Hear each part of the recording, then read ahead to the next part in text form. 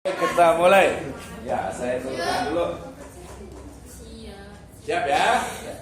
Baik, terima kasih. Bismillahirrahmanirrahim. Assalamualaikum warahmatullahi wabarakatuh. Waalaikumsalam warahmatullahi wabarakatuh. Alhamdulillahirabbil alamin. Wassalatu wassalamu ala asrofil anbiya'i wal mursalin, habibana wa nabiyyana wa sayyidina Muhammadin sallallahu alaihi wasallam wa ala alihi wa ashabihi wa man tabi'ahum bi ihsanin ila yaumiddin. Wa ba'd. Pertama, terima kasih jazakumullahu khairan ala hudurikum fi hadhihi qissah thayyibah, khasatan yakni fi hadhil mawdu' madza yakni manhajul bahas fil Islam. Terima kasih kehadirannya. Hari ini kita akan memulai dari akhir. Ya, memulai dari akhir. Pernah dengar kan ya? Ya, memulai dari akhir itu artinya apa sih tujuan kita? Nah, itu nanti kalau di organisasi, kalau kita itu membuat program kerja, selalunya itu memulainya itu dari akhir. Akhirnya apa? Akhirnya itu adalah tujuan.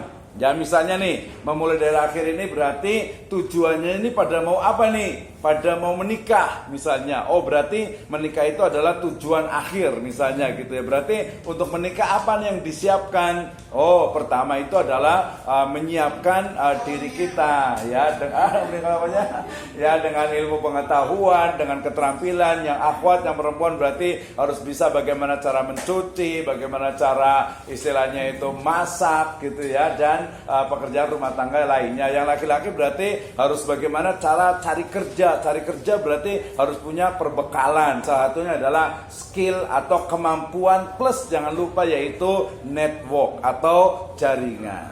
Ya, hari ini kita memulai dari akhir yaitu metode yang paling mutakhir saat ini itu adalah mix method atau metode kombinasi. Kenapa kombinasi? Karena dia percampuran atau bersama-sama dilakukan, yaitu metode kuantitatif dan kualitatif. Kuantitatif tadi sudah belajar sama Pak Dr. Zainal?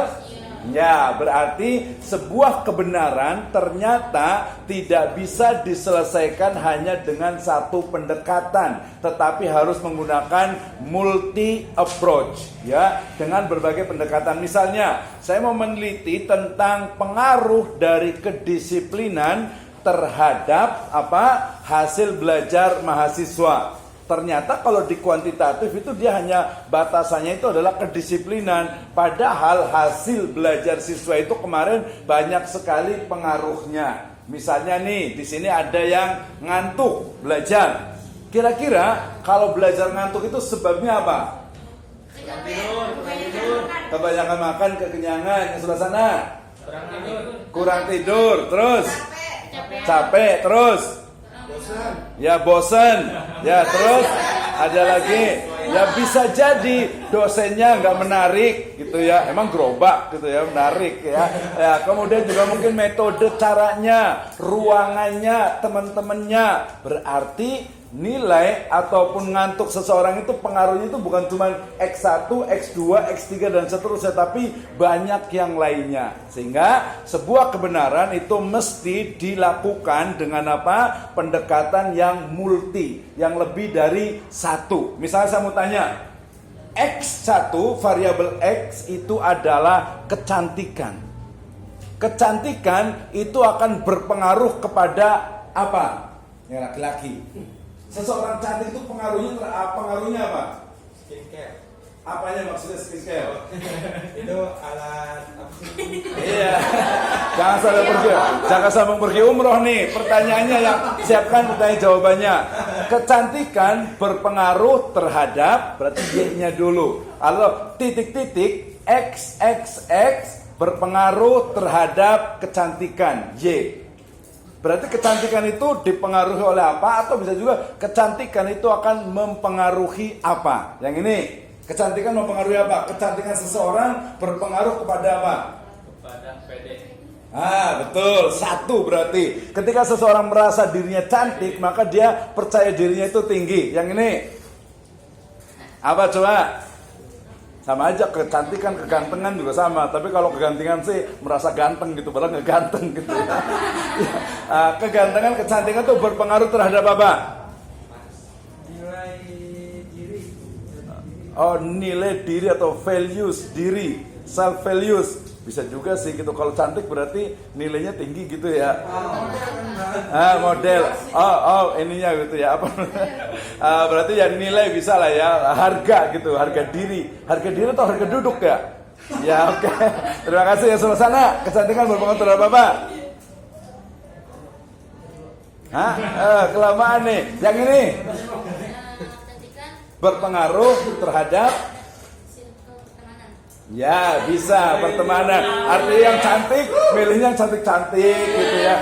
Bukan. Kalau kecantikan berpengaruh terhadap circle adalah kalau yang cantik biasa temannya itu banyak. Gitu ya biasanya. Pengennya temenan gitu laki-laki atau perempuan. Yang sana kecantikan berpengaruh terhadap apa? Kebahagiaan. Aduh kasihan banget yang abstrak ya. Tapi ada juga, tapi kebahagiaan diri gitu ya. Jadi merasa kalau cantik kan saya bahagia, senang gitu ya. Oke, artinya satu lagi bahwa kecantikan itu berpengaruh terhadap pengeluaran, terhadap kos biaya, otomatis kan? Iya kan? Kecuali yang cantiknya itu nature. Yang cantik itu alami, nggak usah pakai lipstick, nggak usah pakai bedak gitu ya. Ini pengen cantik pakai bedak sesenti gitu kan ya. Oke, yang saya maksud adalah bahwa ya yang mempengaruhi kecantikan atau kecantikan itu mempengaruhi bukan hanya 1, 2 atau 3, bahkan bisa lebih. Gitu kan ya. Bisa nggak kecantikan berpengaruh terhadap nilai? Bisa juga sih, kayaknya dosanya mungkin rada-rada kali gitu ya. Rada-rada suka ngeliat gitu kan. Ya, itu pengalaman sendiri guru berarti. Ya, oke. Ya, apalagi ya cantik alatnya, cantik rupanya gitu ya. Baik. Nah, hari ini berarti kesimpulannya adalah sebuah kebenaran, sebuah kesimpulan itu menggunakan banyak pendekatan sehingga bukan hanya kuantitatif tapi juga kualitatif. Makanya menggunakan mixed method. Oke. Apa itu mixed method? Sebelum bicara tentang mixed method berarti kita bicara tentang posisi dari mixed method itu sendiri ya. Ingat, dalam penelitian itu minimal itu ada 3. Kalau kita pengen meneliti itu ada 3. Yang pertama adalah penelitian ya, research to know. Yang kedua adalah to do. Yang ketiga adalah to choose. Nah, oke, yang dulu gini ya. Learning sama juga ya, tapi research to know berarti kita itu meneliti untuk mendeskripsikan, untuk mengetahui. Misalnya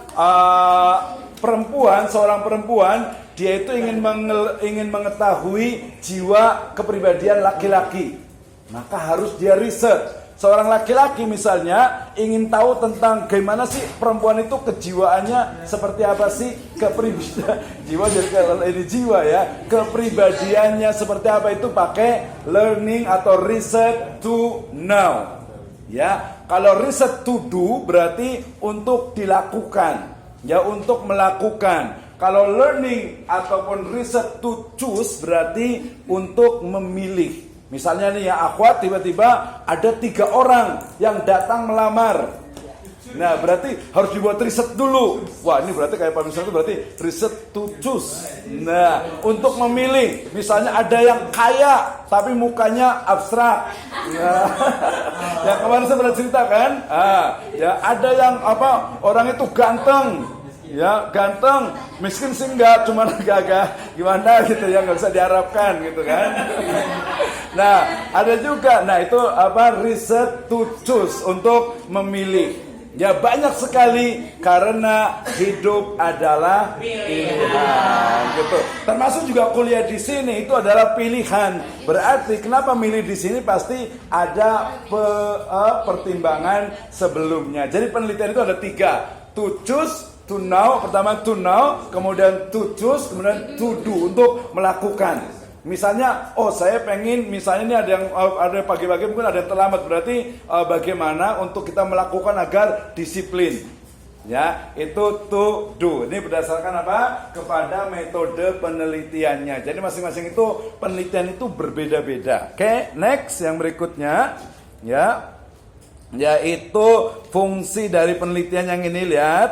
Ya, ini agak lambat dikit. Yang disebut dengan learning ataupun research, ya, yang to know itu adalah apa? Kuantitatif. Jadi ingin mengetahui pengaruh kecantikan terhadap apa tadi? Ya, pengaruh kecantikan terhadap mau apa? Terhadap apa nih? Kecantikan berpengaruh terhadap apa? Ayo coba. Daya tarik ya, gerobak kali. Saya bingung Bang ngomong apa. Oh, yang baru datang berarti yang pakai peci nih. Pengaruh peci, kita mau meneliti nih. Peci 1, 2, 3. Nah, kira-kira penggunaan peci ada nggak pengaruhnya? Ada Pak. Nah, kira-kira pengaruh peci terhadap apa?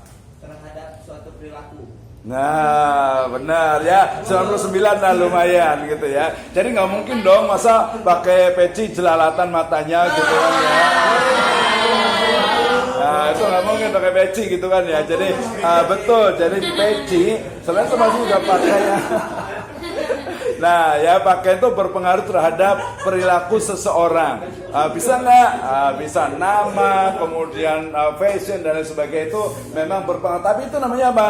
Masih hipotesa. Ya, masih perlu dibuktikan. Karena ada juga tuh yang pakai hijab misalnya ternyata perilakunya tidak baik, ada juga. Ya, bukan salah hijab ya, tapi orangnya. Berarti need to know ya bagaimana kuantitatif, di kualitatif, di mixed method dan juga ex post facto. Ada need to do, itu namanya nanti di level S2 S3 itu namanya R&D, Research and Development. Jadi meneliti kemudian dikembangkan. Itu biasanya dalam dunia teknologi. Di metode pembelajaran juga sama. Misalnya ini semuanya belajar Al-Qur'annya pakai metode apa? Ini pakai metode apa belajarnya? Pakai buku apa? Tajwid. Iya, buku tajwid. Tajwid. Cara membaca Al-Qur'annya pakai buku apa? Pakai metode apa? Iqra. Berarti ya, ada yang selain Iqra? Ada pakai tilawati atau umati, umi gitu ya. Qiraati ada juga. Itu adalah metode, itu adalah cara. Jadi berbeda-beda ya, berbeda-beda dalam membuat sebuah penelitian.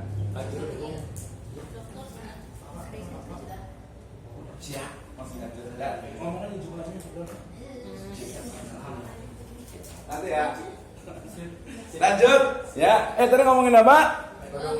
Metode Umi. Jadi kita pengen meneliti tentang kira-kira kalau saya dulu belajarnya pakai metode Baghdadi yang tuturutan. Coba yang belajarnya pakai Iqra angkat tangan. Oke, Iqra ya cukup banyak. Yang pakai Umi, wah sendiri 2 ya. Yang pakai Qiraati atau Tilawati? Qiraati ya. Nah, kira-kira harus membuat riset ya, riset R&D. Iqra itu tidak begitu saja ada. Ya, Umi tadi atau Qiraat itu tidak begitu saja ada. Saya kemarin sempat bantuin riset di Singapura itu, dia pakai live untuk cara membaca Al-Quran. Ada di YouTube saya juga. Jadi dia bukan pakai umati, bukan pakai Iqra, bukan pakai tilawati gitu ya, tapi dia pakai ada metode tersendiri. Nah, untuk melakukan itu, menetapkan itu pasti ada risetnya, diteliti. Oh, apa kelebihannya, apa kekurangannya, kemudian diuji cobakan dan how to develop ya. Development, R&D. Ini di level S3. Jadi buat penelitian, Iqra kayaknya udah mulai ditinggalkan nih. Banyak pakai yang lainnya. Kenapa pilih tadi apa? Qiraati. Kenapa? Tahu dari mana? Iya dari gurunya berarti. Tapi kan gurunya itu ada riset ya. Itu ya. Tapi nggak mahal kan ya? Iya. Nah, udah. Nanti ini biarkan aja, nanti ditanya sama Rokib dan Atik. Iya. Ya, oke ya. Jadi ada need to do. Tadi action research juga sama. Action research itu artinya penelitian yang langsung mencari sumber masalahnya. Misalnya, kenapa di sini mahasiswa itu dia misalnya tuh dalam memahami statistik atau kualitatif itu belum. Bagaimana? Oh, berarti diteliti kemudian oke, berarti harusnya metodenya seperti ini. Ya, ada need to choose, tadi ada evaluation research. Tadi kan ketika ada datang yang melamar, ada 3 orang ikhwan laki-laki yang melamar, berarti kita evaluasi nih. Ini tadi orangnya kayak gimana, dinilai baru kita memilih. Perspektifnya berarti harus banyak, bukan hanya tadi dari sisi hartanya, bukan hanya dari sisi gantengnya, bukan hanya dari sisi mungkin pekerjaannya, tapi ada hal yang lainnya. Ya gitu ya. Apa aja berarti? Oke ya. Kemudian juga ada policy research, ini penelitian. Nah, ini penting untuk Anda semuanya yang pengen menjadi pemimpin. Ya, yang ketua kelas di sini siapa nih? Ketua kelasnya nih berarti nih. Ketua kelas kayaknya harus ditatar nih. Harus ada training nih. Coba kita tanya nih, ketua kelas di sini kebijakan yang sudah dilakukan apa? Belum ada. Nah, Supaya apa yang mereka mau, Pak. nah begini nih yang bikin kelas nggak maju. Iya. Iya, karena apa namanya ketua tanggung jawabnya itu adalah membuat kebijakan.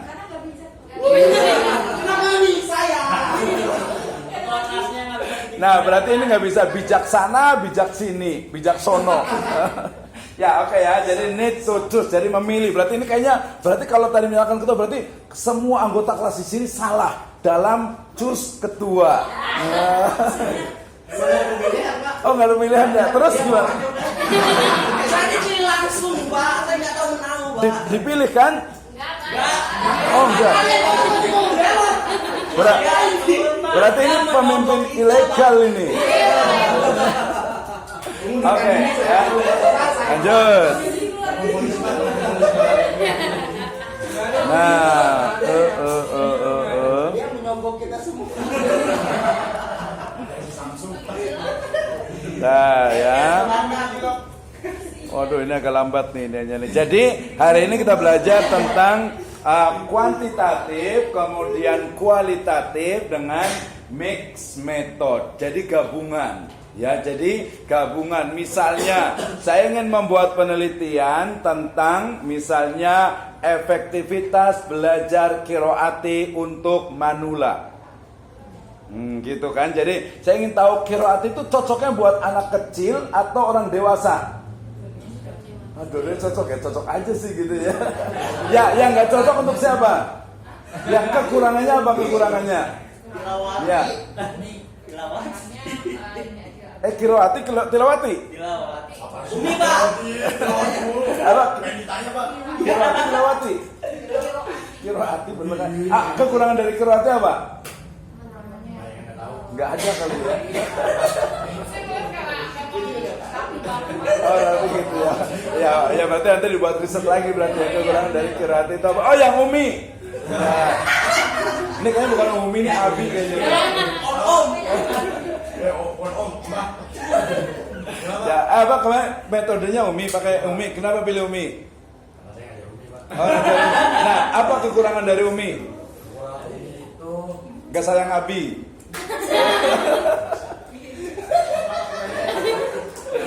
Ya, kekurangan dari Umi apa coba? Iya, ya udah berarti qiraati yang nggak ada, Umi yang nggak ada. Kalau yang Iqra, kekurangan dari Iqra apa coba? Ada yang tahu? Edukasi, Pak. Hah?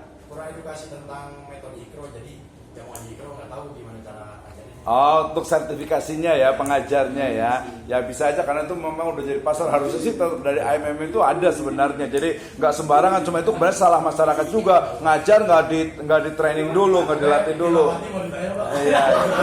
Oke ya, jadi mix method tadi, misalnya saya ingin tahu tentang kekurangan tadi, kekurangan qiraati, kekurangan Umi, kekurangan dari Iqra misalnya. Kalau saya lihat sih kayaknya dia beda dengan yang tadi yang Baghdadi. Dia biasa itu tidak mengenal harokat. Kalau di qiraati ada harokat nggak? Harokat alif, fathah A, alif di atas A, alif di bawah I, gitu. Nggak ada kan langsung ayu kan langsung baca kan ya? Langsung baca. Iya kan itu sama. Karena apa? Kalau saya lihat walaupun mungkin nggak tahu benar atau salah, baik qiraati, ummi, tilawati itu adalah pengembangan dari ikro. Ada teman juga di Al-Mukhlisin itu dia mengembangkan ikro cerdas, lanjutan dari ikro juga. Ada seorang dosen perempuan di Al-Mukhlisin itu. Ya, itu juga tadi bicara tentang apa? Metodenya. Berarti ya tinggal bandingkan aja kelebihan dengan kekurangannya. Tapi kalau maunya pelakunya ketika ditanya, ya nggak ngaku. Kalau ngaku penjara penuh. Gitu ya. Enggak, bukan itu. Nyari kekurangan diri itu kan susah gitu. Tapi yang pasti yang paling penting kan ujungnya. Ujungnya adalah bisa baca Al-Quran secara fasih. Gitu ya. Mungkin nanti bisa aja membuat metode sekarang ikro digital sudah ada. Gitu kan ya. Itu ikro bahasa Arab. Ini belajar bahasa Arab dari buku apa? Plato. Belajar Pak ya. Bahasa apa? Belajar bahasa tubuh nih. Bahasa isyarat nih. Coba yang belajar bahasa Arab, ini belajar bahasa Arab nggak? Di mana-mana gitu. Di selokan gini. Belajar bahasa Arab nggak? Iya di kampus pakai kitab apa? Jasa dia.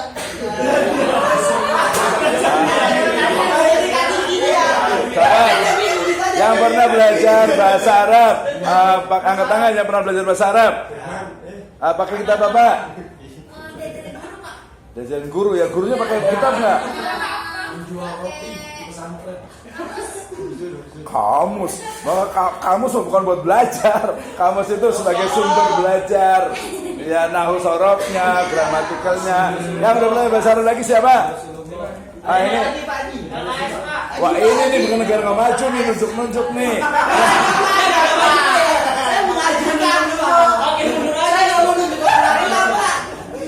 Ya, oke. Ya, baik.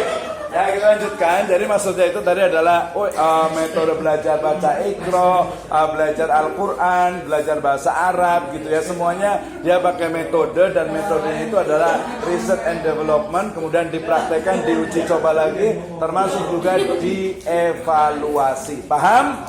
Oke, lanjut ya. Nah, ini adalah materi dalam metode penelitian gitu ya. Jadi ada minimal itu adalah namanya mix method. Ini yang kita pelajari makanya dari akhir. Sebelumnya belajar tentang kuantitatif. Kuantitatif itu adalah penelitian dengan paradigma positivisme, dengan data numbering, analisis menggunakan statistik, dengan generalize dari sebuah sampel yang diambil dari populasi. Panjang ya. Oke. Kualitatif berarti metode penelitian dengan data-data yang berupa ide, interpretasi, teks, gagasan yang kemudian dianalisis menggunakan pendekatan kualitatif tanpa angka untuk melahirkan sebuah makna yang sifatnya itu alamiah dan interpretatif. Mixed method berarti gabungan antara